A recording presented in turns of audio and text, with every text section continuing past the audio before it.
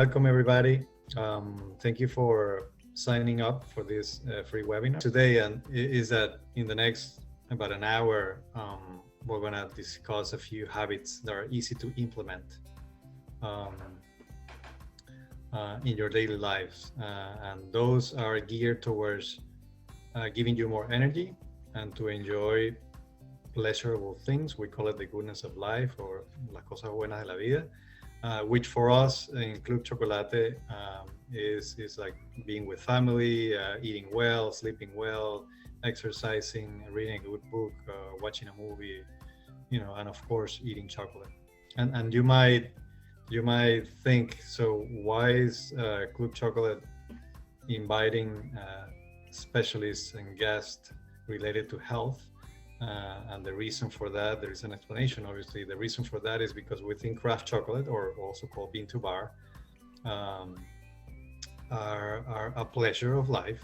Is one way that we can enjoy one of the good things in life. And in addition to that, knowing about these chocolates also helps the planet. So our vision, our philosophy is to promote everything that's enjoyable in life and that contributes to maintaining not only our health. You will need this information if you're feeling tired, if you're busy to prepare meals, if you're drained with no energy, and all of us have experienced this at some point, either currently or in the past, or we will suffer from this in the future.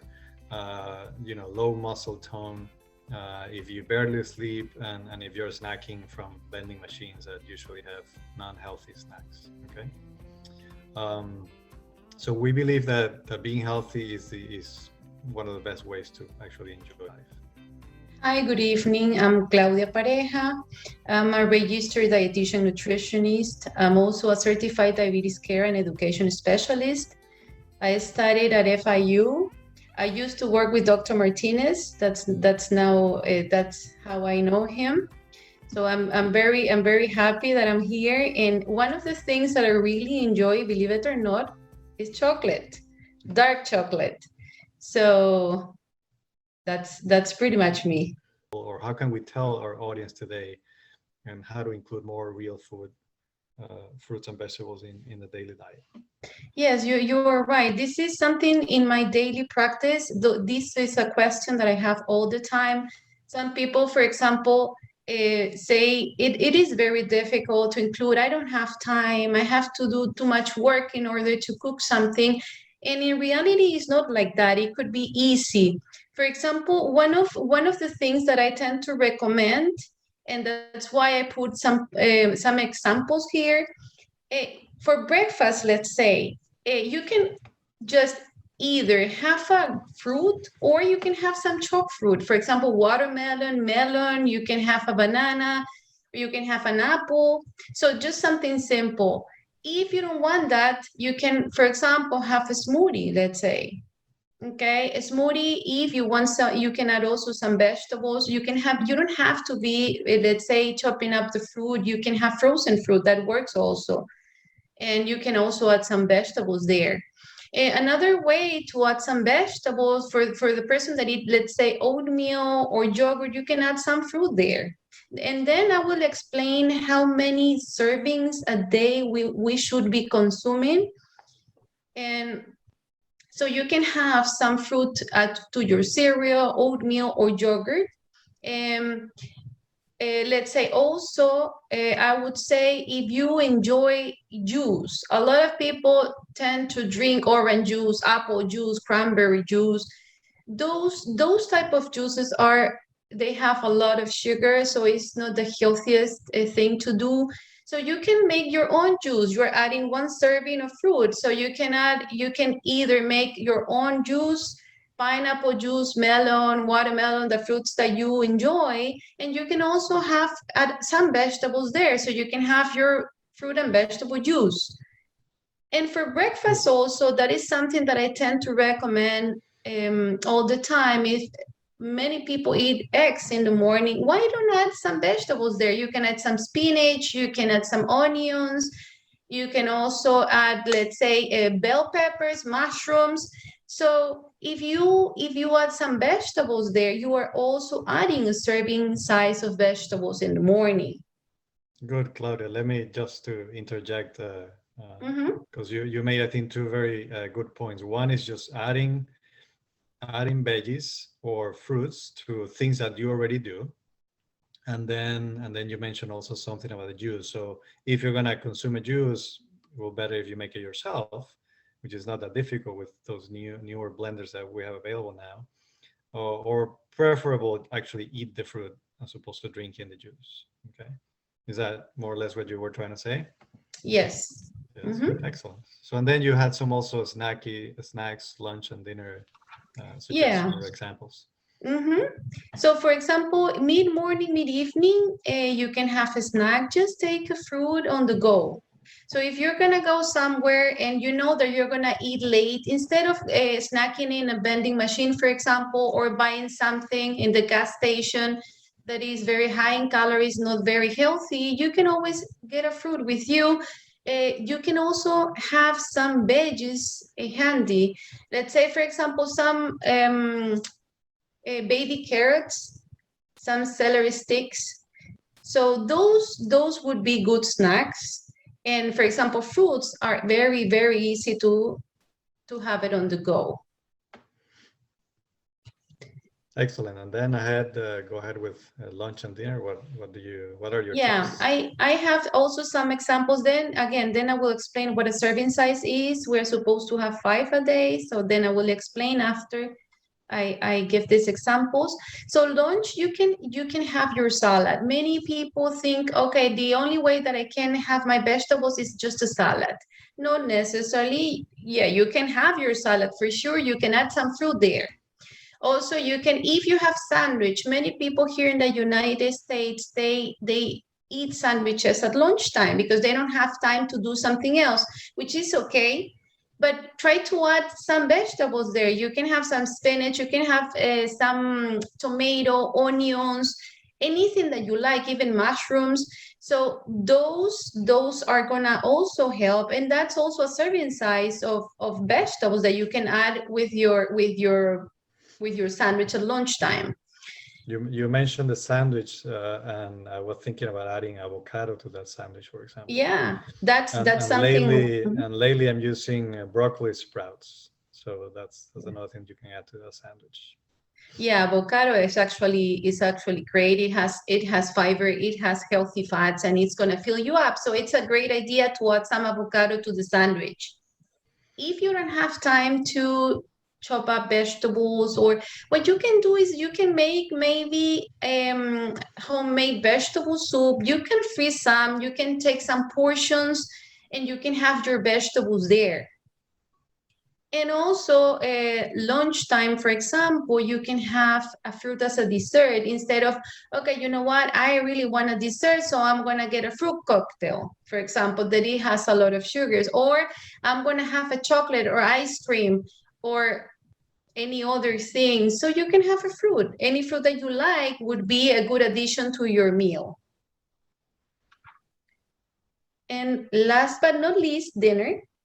So, for example, dinner time that probably you would have more time to cook something, to do something, so much more elaborate.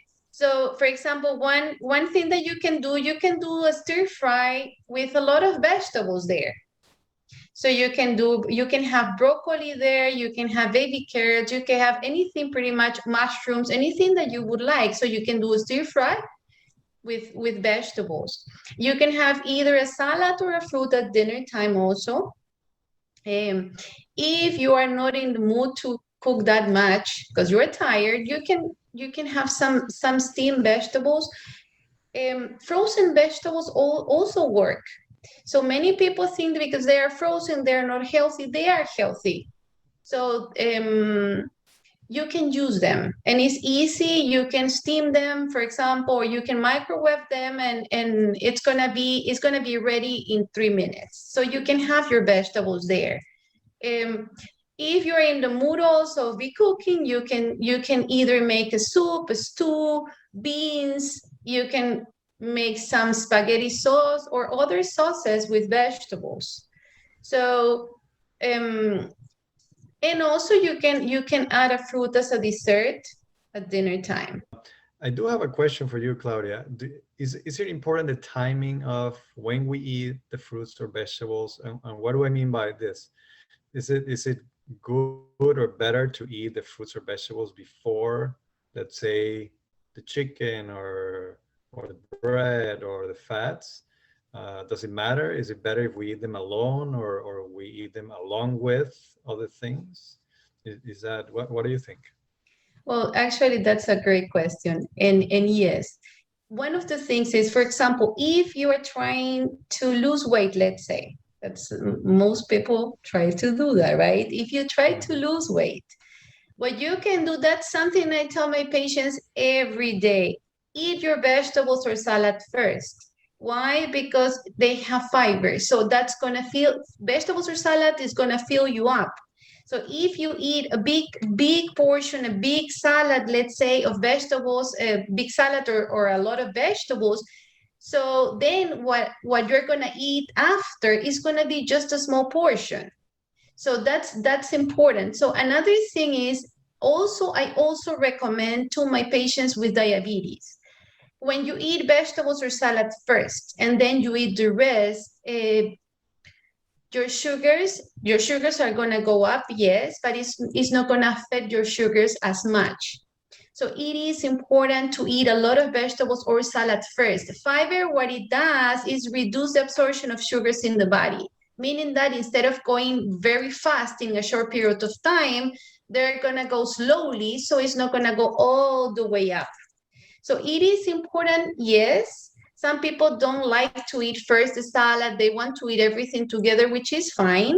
But if you can do it before and you can eat a big portion, so that's going to help if you're trying to lose weight or if you want to control your diabetes.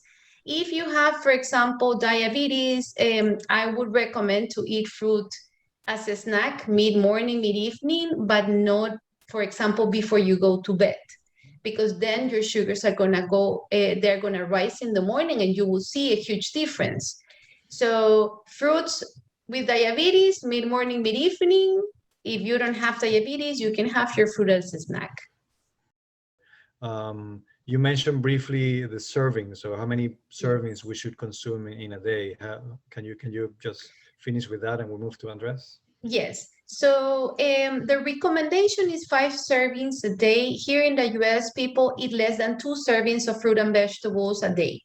So what is a serving? For example, a serving would be a cup of cooked vegetables. What is a cup? So a cup would be like the size of your fist. So this would be a cup. So that would be, for example, either cooked vegetables or fruit. One serving would be your fist, 1 cup. Or one serving would be a medium fruit, medium apple, medium orange, medium pear. So that would be another serving. If you drink juice, fruit juice, I'm not talking about orange juice, bottle orange juice, no. If you make your juice, for example, 4 ounces, that would be a serving also, or 2 small fruits. Let's say if you eat 2 small tangerines or mandarins, 2 small, so that would be a serving also. So a day, 5 servings, that's a recommendation.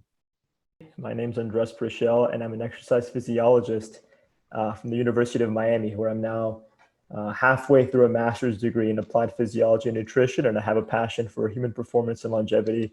And overwhelmingly, my mission is to help people understand their physiology to take an approach to higher performance and longevity that really makes sense to them. All right, so today's presentation, my presentation, is all about how to increase and maintain muscle mass, the organ of longevity. To enjoy the goodness of life, I believe that we should strive for a lifestyle that promotes life itself. And what's interesting about muscle is that it sort of ties in all 4 of our specialties because it gives us an intention, right? Because you can take an approach to build muscle, but to really make this a lifestyle, you have to consider hormones, you have to consider sleep, and you have to consider nutrition. And I'm not going to help you with this presentation, my intention is not to help you put on as much muscle as possible, but it's to help you find a lifestyle that works for you, that helps you build muscle and maintain it as you age. 2012 shows chronic diseases are major killers in the modern era, and physical inactivity is a primary cause of most chronic diseases. And this meta-analysis actually looked at 35 chronic diseases. Physical activity primarily prevents or delays chronic diseases, implying that chronic disease need not be an inevitable outcome during life. So here are some cool graphics, right? And if you see all the way on the left, you can see all kinds of problems that arise when someone is physically inactive. If you look all the way in the bottom, you know, what all of this adds up to, what it equals is simply a reduced quality of life and premature death. And here you get to see how this actually falls into play.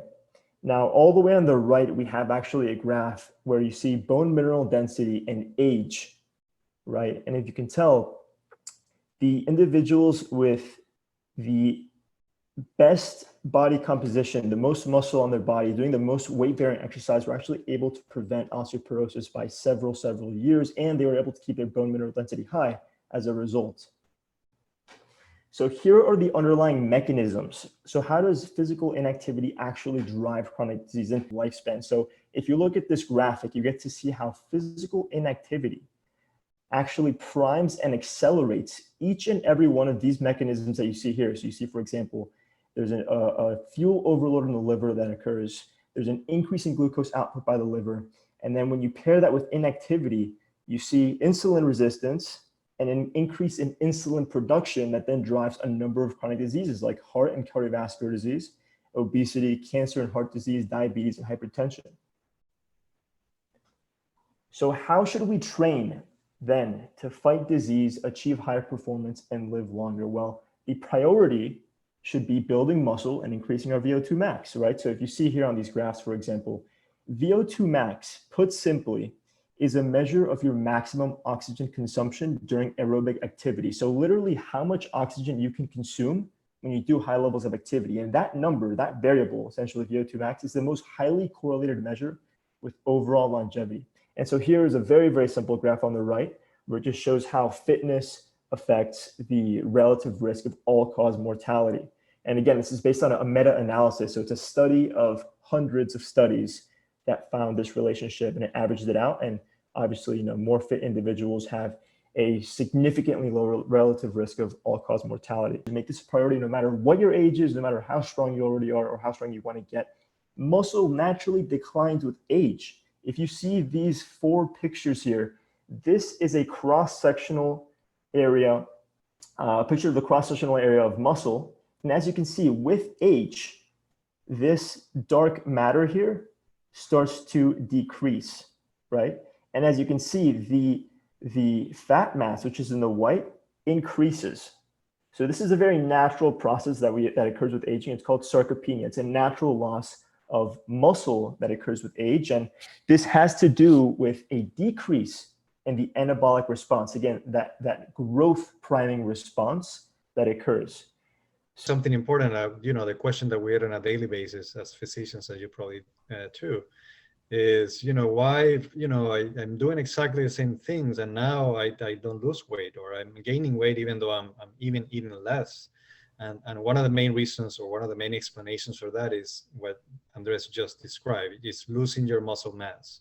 So because you're losing your muscle mass over time, if you don't do anything about it, then doing exactly the same things, the same amount of exercise, same intensity, and eating the same healthy, if you're eating healthy, could make you have a harder time losing weight or get into the way that you want. So now we get into the how to maintain it or build some, yeah. Well, I'll tell you what, that's actually a good point, because I can break it down into 3 or 4 primary outcomes and primary benefits of gaining muscle. Number 1, I would say, is definitely going to be that you increase the capacity to store sugar and you improve the way that your body actually uses sugar. So here's what's interesting is in muscle is where you store glycogen, which is essentially a bunch of sugar molecules that occur together, and it's what you use for energy during activity. But with more muscle, you can actually hold more of this glycogen, more of this sugar that you get from food in your muscle, and it helps you preserve what's called high insulin sensitivity. So more muscle, a greater capacity to store sugar, and that means that you can better deposit the carbohydrate and sugar that you consume.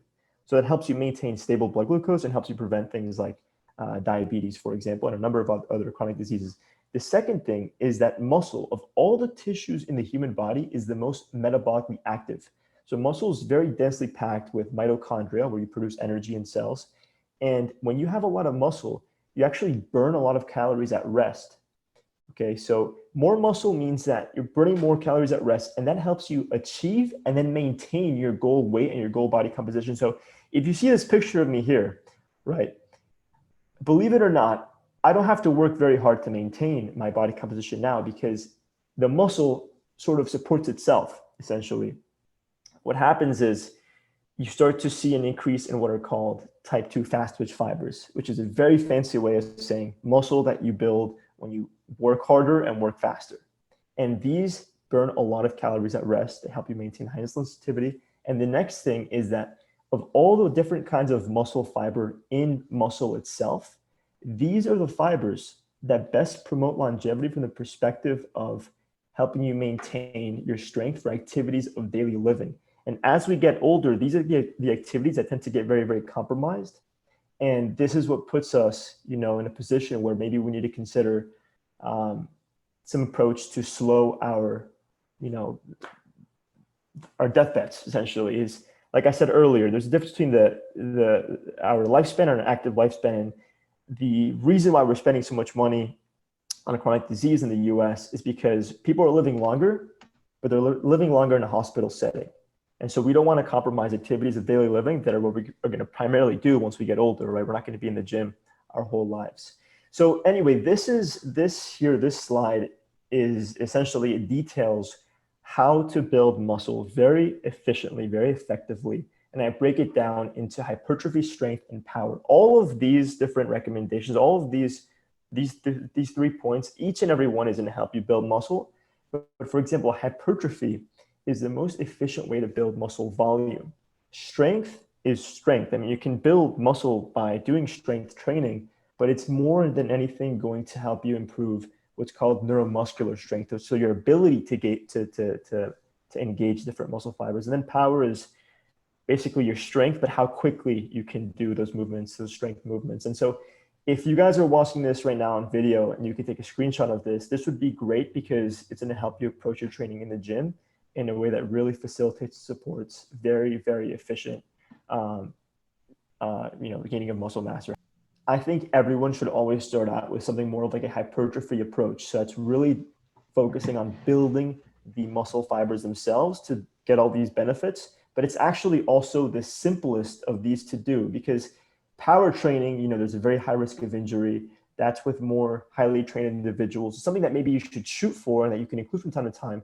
But hypertrophy training, where you're doing, certainly higher rep range, better control of the weight that you're lifting and that kind of thing, and of the different movements, that's going to be a way better way to build a solid foundation before you start to focus on simply getting stronger without such a high priority on building the muscle itself.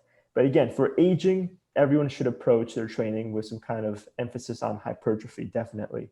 And just trying to do compound movements, so multi-joint movements. So instead of doing like a bicep curl, doing something like a row or like a dumbbell row or a machine row or a cable row or some kind of assisted pull-up or a pull-up is variable.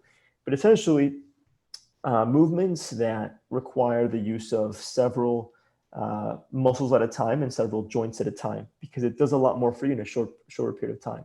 The isolation movements or focusing on one very, very small muscle at a time is really only for, the bodybuilding population or someone that has some kind of, there maybe a small muscle in their body's compromised and they want to get it stronger. But essentially, I would start with hypertrophy, then start to include some strength and power training. But overall, the emphasis should just be on trying to get stronger and faster, and then with time, increase the volume or do slightly more sets, more reps, or increase the weight, and naturally you will get stronger, build muscle. So here's the next slide. So the best way to build muscle and live longer is actually a combination of weightlifting and then also including something called HIIT training in that training program or in that protocol. So HIIT training, I'm sure a lot of people are familiar with the term. HIIT training simply means high intensity interval training. So you're going very, very, very hard for a short period of time, resting, and then repeating that. And so if you see here, I'm going to minimize this for a second.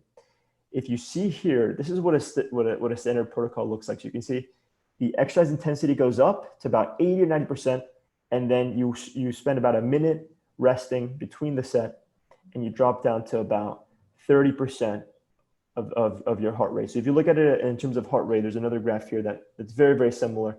The idea is essentially doing something very intense for a short period of time, getting your heart rate really, really high, and then resting. Then repeating the same thing really, really high, resting.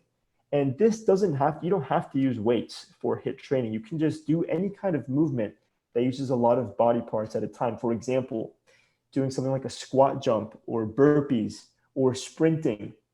And HIIT training compared to standard cardio is going to be much better for longevity, for blood sugar control, for cravings, for healthy weight maintenance. It's going to lower your risk of chronic disease and early death.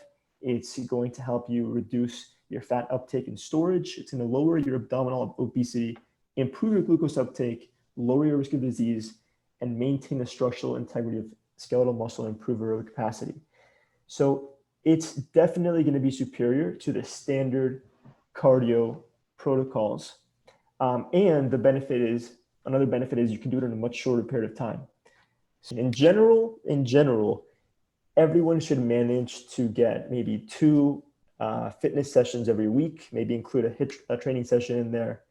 And the idea, again, it's all relative. It's all about you and where you're at. It's never too late. It's never too early. So Elliot, if you can briefly introduce yourself. I'm in Philadelphia, where I'm a pulmonologist, critical care physician, and sleep specialist and medical director at the hospital where I work with the Lankenau Sleep Center. And yeah, my area of peace is when I get to go hiking. And so that's my area of Zen where I find. And today I want to talk to you about the importance of establishing a sleep routine. And a question that you have come back again and again is the timing of things. And when it comes to sleep, timing is very important. And being very consistent about when sleep is very important. And this is because within our bodies, we actually have a circadian clock, which leads to circadian rhythm, and leading a rhythmic life is very important. So let me go to the next slide. So it's important to note that both sleep and chocolate are very pleasurable things. Certainly, I'm a chocolate lover myself, but sleep is much older than chocolate. The story of sleep is a little bit like Star Wars. It starts billions of years ago on a solar system, however, that's very close to us, our own solar system. The fact that the Earth goes around our major star, which is the sun, means that all living creatures on Earth had to evolve to make the most of the light and day cycle provided by the sun. Remember, the sun is the main source of light, warmth, and energy. So all living creatures have evolved to make use of this cycle. What's very interesting is that after all these billions of years, scientists, we still do not fully know why is it exactly that we sleep. But it is interesting to note that even very primitive animals like insects, for example, have, it's well known that they have sleep behaviors that are very important for them to conserve their biological function. And pretty much anybody that has a dog or a cat will be able to tell you that these animals indeed have very well-defined sleep behaviors as well. So going to our next slide.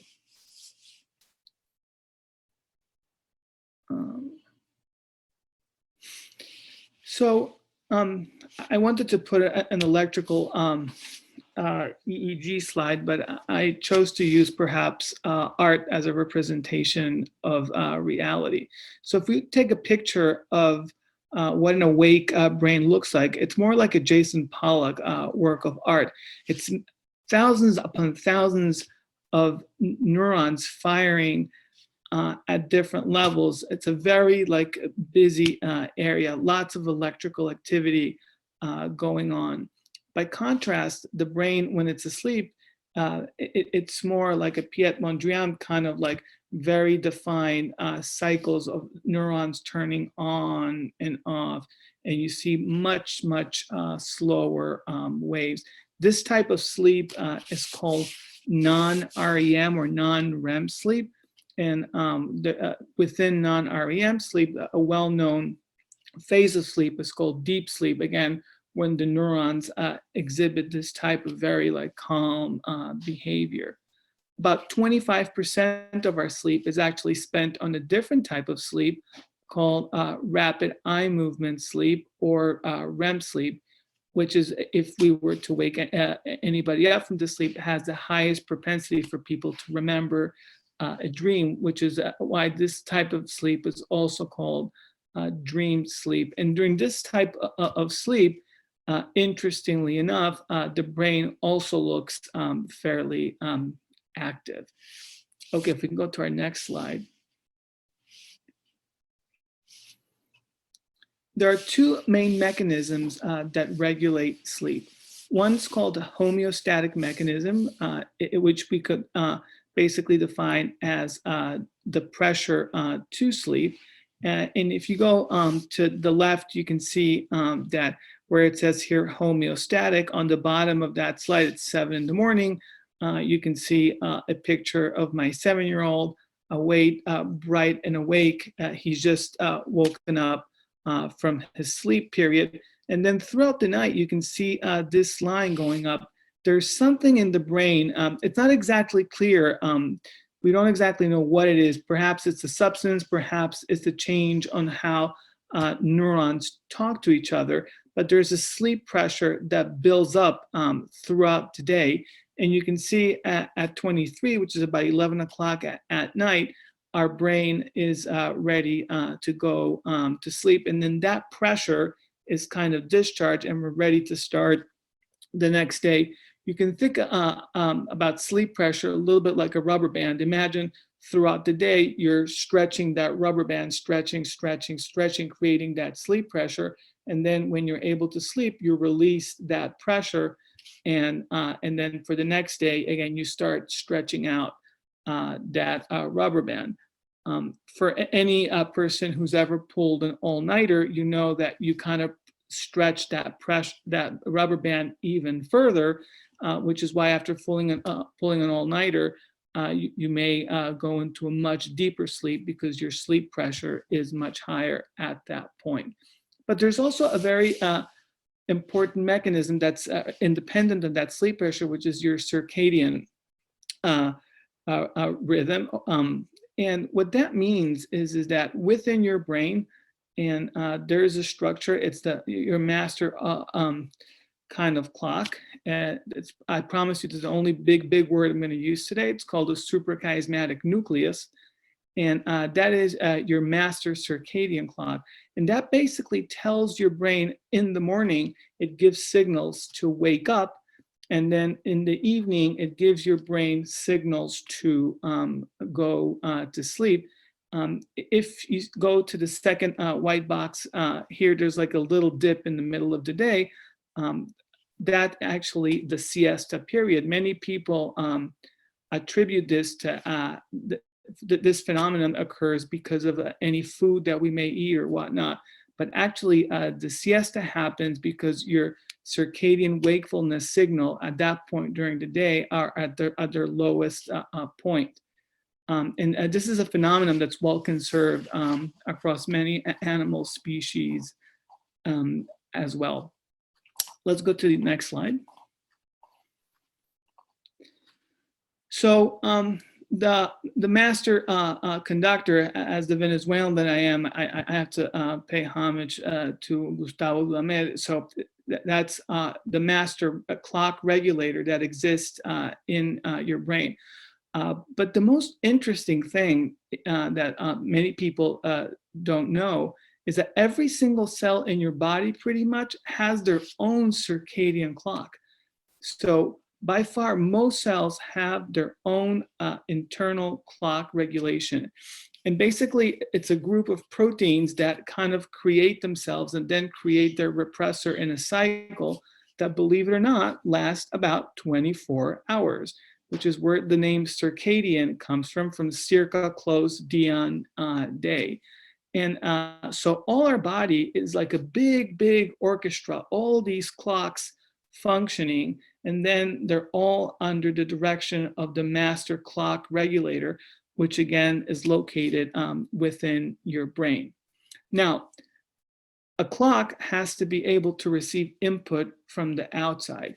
And the biggest input that our clock is trained to receive, and remember, I told you that a lot of this developed because of the sun, it comes through our eyesight and the light signal. So light is able to change the way the master regulator regulates wakefulness and sleep, which is the reason why there is a concern that, for example, if you at night decide to go on your iPad or on your Kindle and put a lot of LED light into your eyeballs, then that's going to give a signal to your master clock to that it's daytime and it's not a time to sleep, and this may impact on your sleep. On the other side, on the right-hand side of your slide, you will see that this master clock impacts on your behavior. So the clock will tell you impact other areas of behavior, not just sleep and wake, but will also, for example, control feeding behavior, will control metabolism and exercise capacity, many other behaviors. Now, what's also interesting that a lot of behaviors also affect your sleep. So for example, if the timing of your of your feeding can also impact. So if you decide like to sleep at night, night nap, for example, can also change, or the timing of your exercise can also impact your sleep and wake behavior. So again, the clock impacts the way we act, but how we act also impacts on the clock, and particularly on the way we sleep. Because again, sleep is a very important behavior. Again, it's very, very old behavior. It's important for memory consolidation. And we now have information that chronic lack of sleep may actually play a role in the formation of dementia. Sleep is very important for weight regulation and feeding behavior. It's also very important for regulating our cardiovascular system. When you sleep, your heart rate and your blood pressure are lower, and it allows your cardiovascular system to kind of rest, not just your brain. It also allows your muscles to rest. It's good for stabilizing our mood as well. If you're not sleeping well, both your cognitive and your physical performance will not be at peak. So if, for example, you need to take a test, and it's very important before you pull that all-nighter for you to gauge that your cognitive performance won't be at peak if you're sleep deprived. And also very importantly, if you haven't slept well, it could be dangerous for you to be driving a vehicle. Finally, and this is important for our talk today, sleep is very important for metabolism regulation. Andres spoke about how the muscle absorbs sugar. One of the big molecular transporters in the muscle is actually regulated in a circadian fashion, and also changes in sleep and circadian affect how muscle and also other tissues absorb sugar and impact insulin sensitivity. I'm going to take off my hat of endocrinologists because I think our experts tonight have talked enough about that. And I'm going to put my hat on of chocolate expert. I do mention, like Elliot said, we went to medical school together. I did my specialties here in the US, internal medicine, and then endocrinology in New York. And currently I'm working on my chocolate connoisseur or chocolate taster certification. I wanted to add to everything that has been said tonight, another way to support the well functioning of your metabolism. So we went over nutrition by Claudia. We went over muscle mass building or preservation by Andres. We just finished sleep by Dr. Friedman.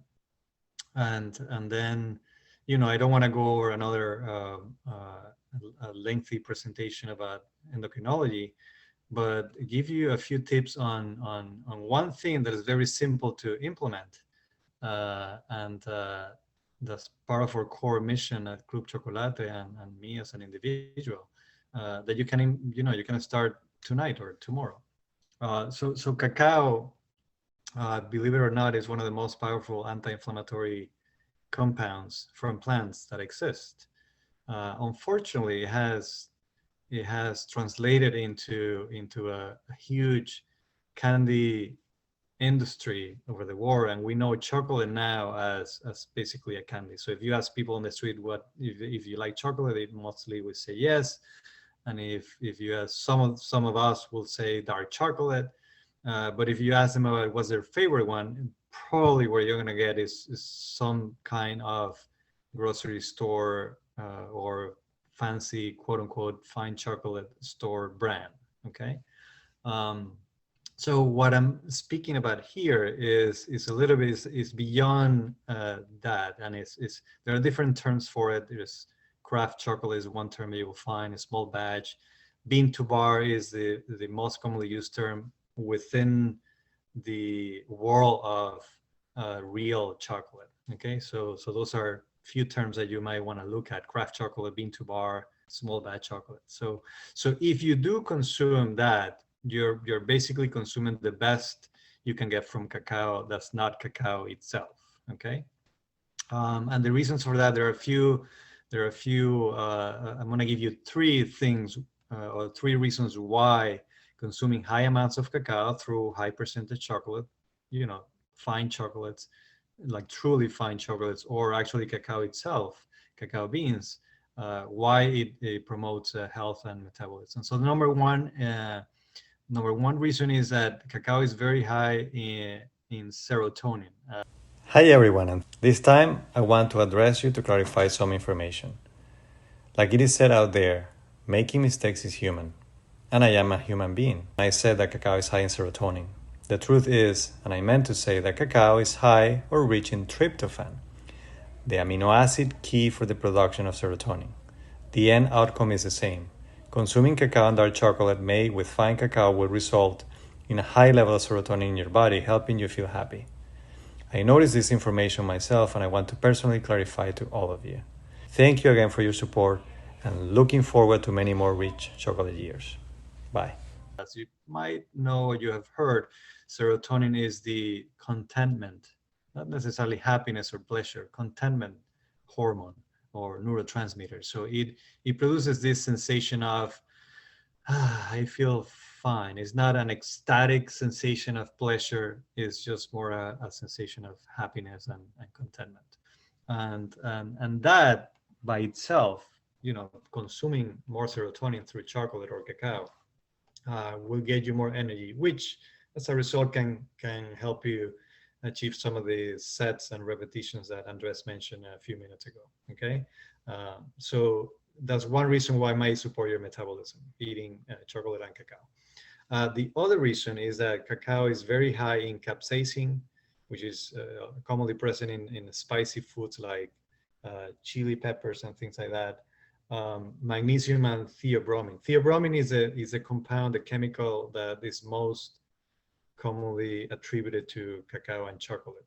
In fact, cacao's scientific term is Theobroma cacao, and that's what theobromine comes from. It was discovered within the cacao beans. And theobromine, you can think of it as caffeine. Okay, it's a little bit like caffeine as a stimulant. It doesn't have the wakefulness of caffeine or the jitteriness or increased heart rate, It's a little milder on that regard, but it does give you that energy boost. And all those three combined will increase your heat production and increase your metabolism. So it's a little bit of all the chemicals from cacao and chocolate that you can add to your muscle building, your eating vegetables and fiber, and having a good sleep. And then cacao and chocolate, I'm talking about non-milk chocolate, are very rich in a fat that's pretty healthy. It's called cacao butter or cocoa butter. But cacao butter, like many fats, will promote satiety.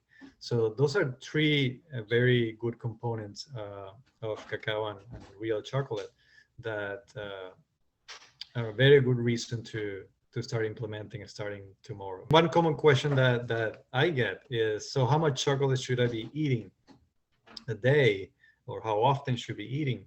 And the main reason to avoid large amounts of chocolate or cacao is how much sugar is added to whatever you're consuming. So the higher the percentage, I don't know if you know this, but most of the chocolates sold out there, you might see a number, a percentage. And what that means is how much cacao solids and cacao butter are in them. So the higher the number, the less sugar you will be getting per serving. And in summary, pretty much all the studies that I have been able to grasp about cacao and chocolate tend to range between 45 to 60 grams of high percentage chocolate, or actually 100% cacao per day, which is not such a big amount in calories or in reality. So a relatively large chocolate bar that you may see on a specialty store like ours, it's about 65 grams. So consuming that large bar might seem too much, but if you do it throughout the day in pieces, it's not that much and it will not stress your body. So 45 to 60 grams of high percentage chocolate and cacao will help you.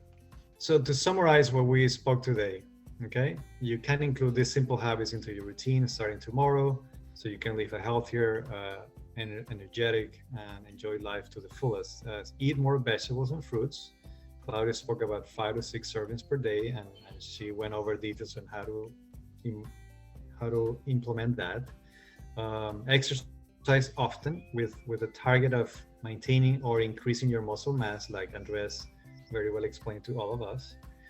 Having a good sleep and a sleep routine especially, and like Dr. Friedman mentioned, a decent amount of hours per day that your body needs. And then you can snack dark chocolate or cacao itself.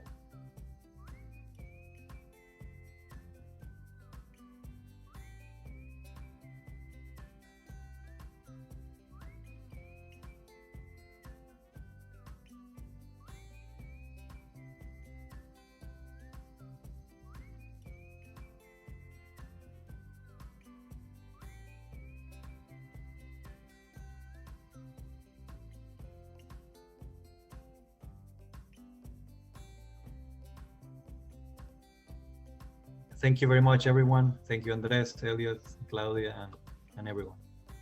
Good night. Good night. Thank you all so much. It was a pleasure sharing all this with you. Thanks, Yeah, Ramon. Thank you, Elliot.